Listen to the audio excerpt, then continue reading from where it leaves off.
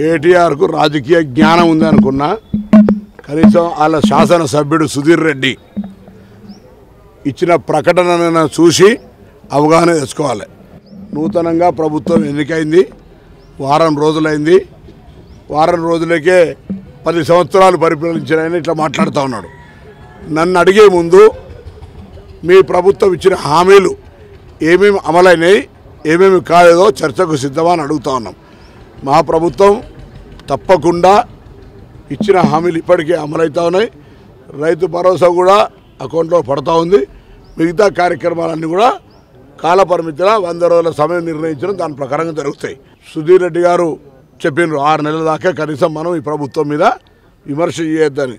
అదన్నా కనీసం కోడ్ చేసుకో, లేదా మీ అనుమతితో మీ ప్రకటన చూసిన తర్వాత, మీ చిట్చాట్ చూసిన తర్వాత కడియం శ్రీగారి గారితో కూడా మీరే మాట్లాడుతున్నారని అనిపిస్తూ ఉన్నది.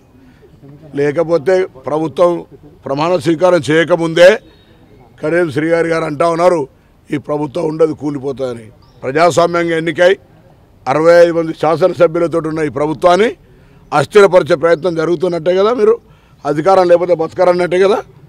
ఇది చాలా దురదృష్టకరమైనటువంటి అంశం ప్రజాస్వామ్యంలో.